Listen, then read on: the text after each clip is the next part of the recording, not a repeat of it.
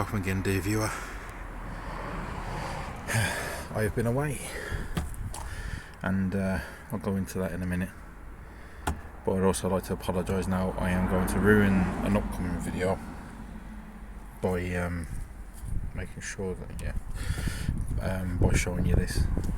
I've been using this car a fair bit over the last few months, and because of the cold weather, I've noticed that it's been what should we call it, condensing up inside. Well, actually you can see. And in fairness to these bags, they help, but they're not a cure. And in one of the videos that was meant to come out in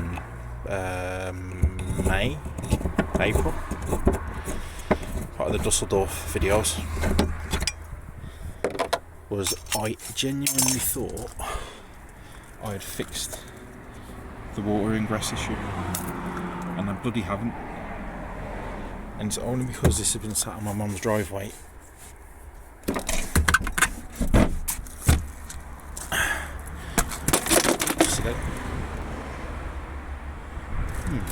It's only because it's been sat on my mum's driveway. I haven't really been looking at that. It seems dry-ish.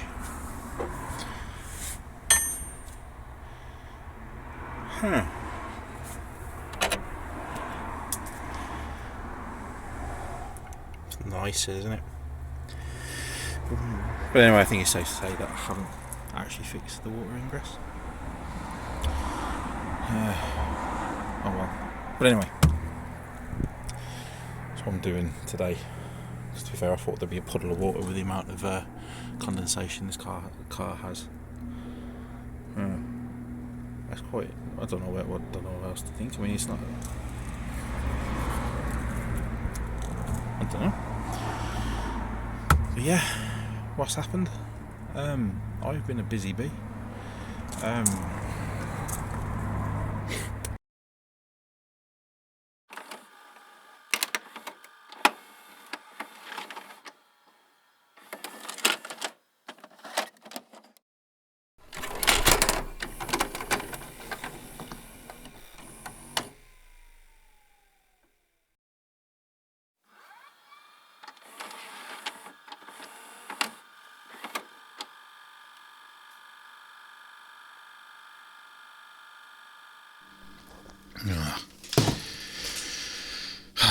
Right, well, I rambled a bit, so what I'm going to do instead, while I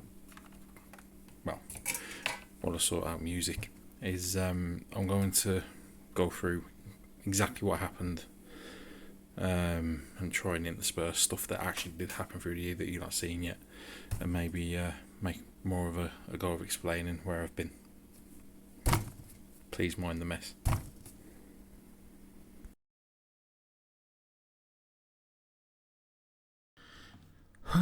Okay, so let's start off with where I left off the last video, and that was me starting work on Rocky, my Peugeot 107, getting that ready for Dusseldorf.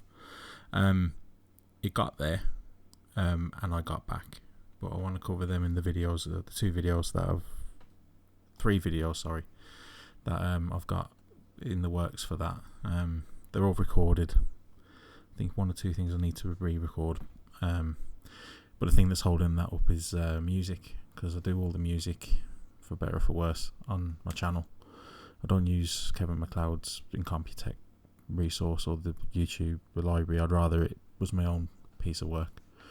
But I got writer's block really with it, and it stayed like that since, well, when did I go? April. So yeah, that's been fun. Hopefully, as you saw in the clip before, I am working on stuff starting to come through now again, and hopefully the thing that I want to create will come out for that. And it's a shame really. I had a nice plan for one of the Dusseldorf videos to go out over Christmas, for when you're trying to avoid your in-laws. But it hasn't come off yet, but it will do. Again, it's a music related thing.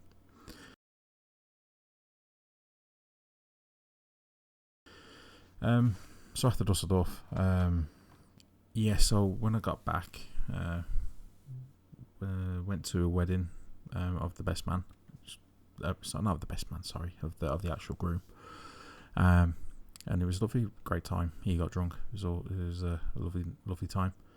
After that, I got quite ill with a cough and a cold, and towards the end of it, I lost my sense of smell and taste. So you can imagine what,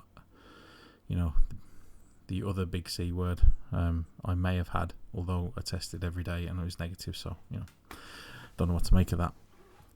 However, after that, I think about a week after, I was still a bit groggy in the head. I was working from home, and call of nature happened, didn't it? So I ran up the stairs, and if you've never drank, you won't get this, but to us drinkers, or reformed drinkers, whatever you want to call yourselves, you know that if you have had a lot the night before, if you do any sort of exertion, you get a really bad pumping sensation in your head, and that's what happened to me.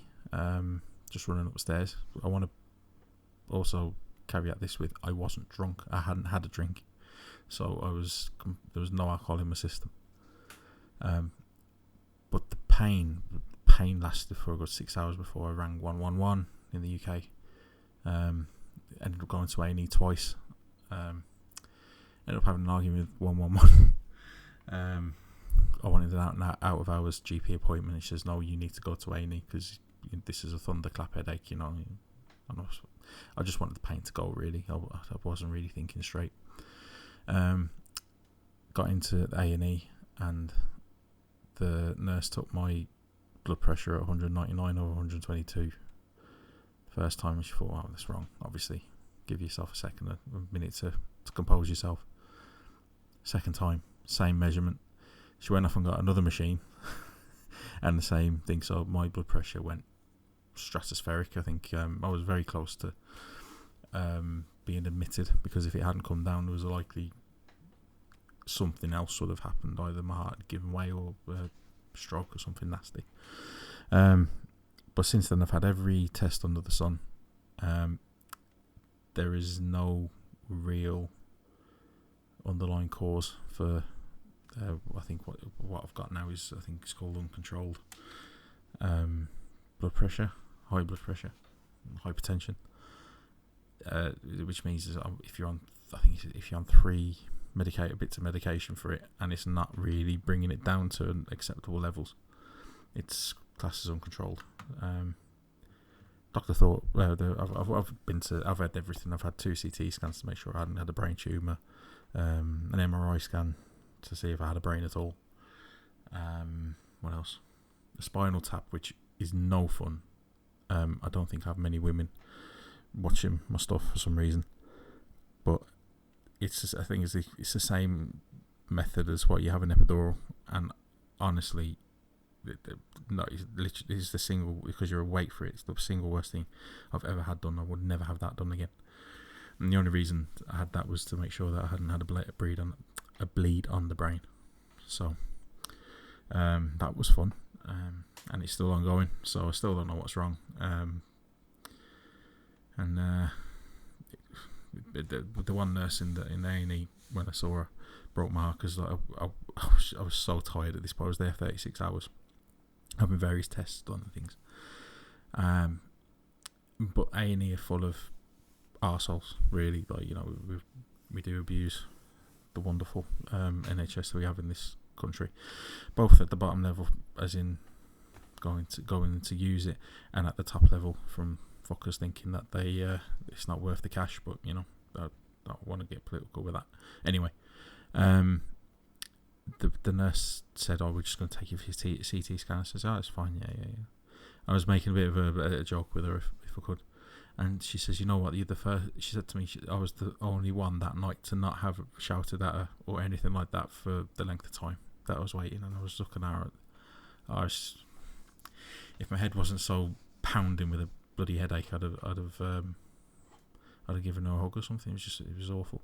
But I was in there the next day. It was on bank holiday weekend, I think. I had to go back in to drop off a 5 litre jug of my own urine for 24 hours. You know, classy. And I just wrote, I can't remember her name now, I could remember it at the time, and I got her a nice box of chocolates and went into the A&E and said, look, can you give this to the nurse? I know she's working today, you know. So hopefully I made her day. So yeah, that's been ongoing. That still is ongoing. That's going to be going for as long as what's needed. I haven't had the headaches as much since, but like, you know, I'm going to the doctors and the blood pressure's still ridiculous. And if I'm doing anything like proper physical, yes, including that, my head does pound quite severely afterwards. So it's quite scary at times. You think, fucking hell, I'm likely to have a stroke or something. Anyway, moving on.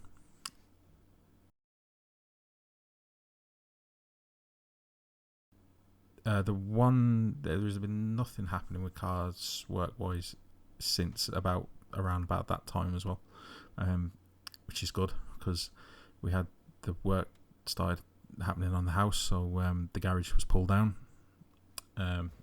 There's a garage there now, but it's not quite finished. They're still doing the kitchen and things like that.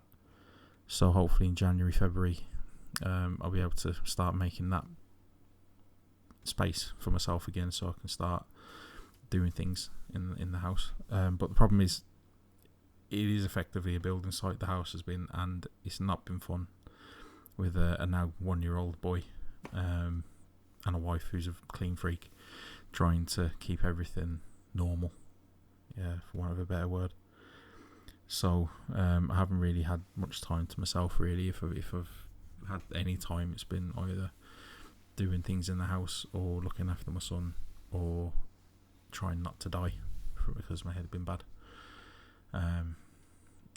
So again, that's impacted, like, you know, the making music and making videos and things like that, because I thought like I had enough in the bank at the beginning of the year to see me through to at least, like, you know, the beginning of next year. And technically that's still true. I've still got like 5, 6, 7 videos in my head, in the pipeline, not ready to go out, but they're there in various clips and things. So I need to sit down and hopefully do this. The first video I've done in about 6 months, I think.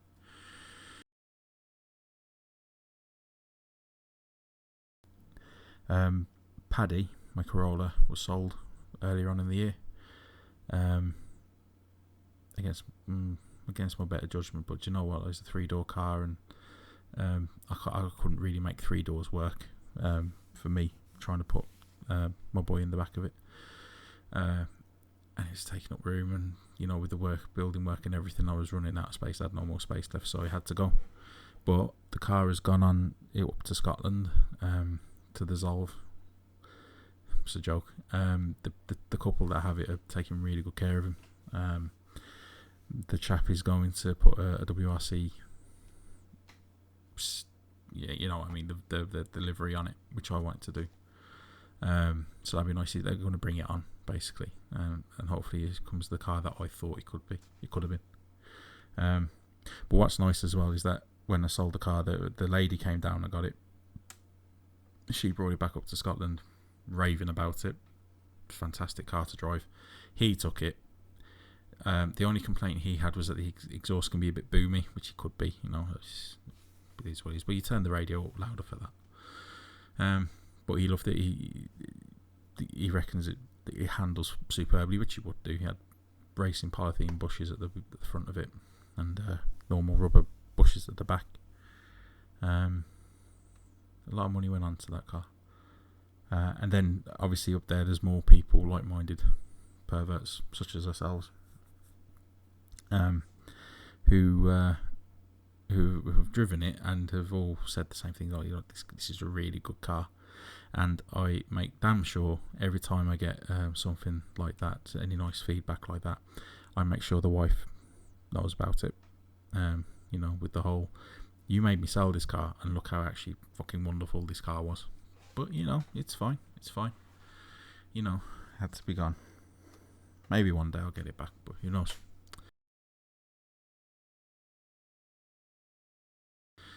Another departure was Conor McGregor, the Rover 25/MGZR. That's I think, as I speak now, it's probably been crumpled into making a new Zanussi or baked bean cans or something. With the help of my friend Josh, hopefully I've got a video of us working it here, or at least a photo. We managed to strip the car of like the engine, the gearbox, the seats, everything that I need for the Lada project going forward. And if it doesn't work out, at least it's a good solid K series engine there, which has come up with some curveballs. Really, it's quite strange. And that's one of these videos that I need to sort of like plan, because we found stuff out that we thought were weird, and things that we thought were there aren't there. It's still a 1.6. We know that. But I think it's got a 1.4 head on it, which I don't understand. But again, I haven't really worked it through my own head.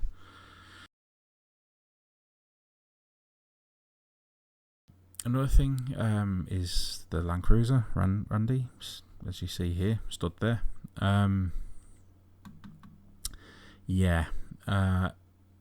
I've had that 16 months now, and there's no video about that yet, which I'll go into another video. It's I don't know whether people will be impressed with this video, because with that video when it comes out, because I'm not fully impressed with what it is either. So unfortunately, in January, in January it needs a bit of work doing to it, and then it'll be stuck on Auto Trader or Car and Classics, whoever will give me enough for it, because I've had 16 months of an itch of a car that I wanted, sort of it's the newer version of what I wanted. Still not technically the car I wanted as a 5-year-old, but it is what it is. It's done well. We went to France in it in the summer, and it never missed a beat. It got 36 to the gallon on it, which is fantastic for a big 3 litre, 2.5 ton machine. And I wasn't doing 50 mile an hour either. I was doing a reasonable pace on the French auto route. But yeah, in January that's got to go, because there's a new car coming in. Can't really say what yet, because I haven't really told my wife yet. But it's a good car. Hopefully, it's an interesting car, and it's a cool old car.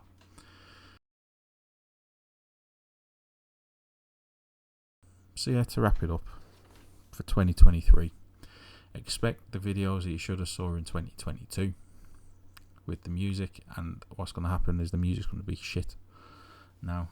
Build up too much in my own head. The Lada, because of the garage as well, the garage is now a bit narrower in a very already narrow garage. The Lada will have to sit outside, much to my wife's displeasure, but at least it means I've got more room to go around it now and weld it. I finished a bit of welding on the front driver's side, left hand side, because it's left hand drive. There are videos for that. I've been going there since 2020. I've not put together. I've got to sort something out with that. But yeah, hopefully I want to be able to do the welding and that, make the shell good, and then we can go into the fun bit of like trying to get that K series mated to the MX-5 gearbox that's still stuck outside in my garden. There's a look outside. That really will be my priority in 2023, other than being the best dad I can to my son, and best husband who winds his wife up constantly. Happy wife, happy life, which I think is a bit bollocks, but you know what I mean. Yeah, it's one of them. I just need to focus on the Lada, so hopefully the new car that comes in helps me or allows me to focus on that. The Peugeot has been fantastic, as it always has been for the last 12 and a half years that I've had it. It's on 93,000 miles now, and I had bought it when it had 15. It's been a great little car. I won't have anything bad, but I won't have a bad word said about it. So yeah, not much else to say really. I thought this would be a short video, and I'm already looking at the narration. I'm up to 17, no, nearly 18 minutes. But yeah, as I didn't say at the beginning of the video, I hope you're all keeping positive and testing negative. It's something I've tried to do this year. Hopefully 2023 will be a better year for us, for everybody involved. And whatever life events that happen to you and your loved ones, I hope it all goes well. Have a lovely new year, and I will see you whenever I see you, hopefully, please God. So take care of yourselves, and I'll see you again.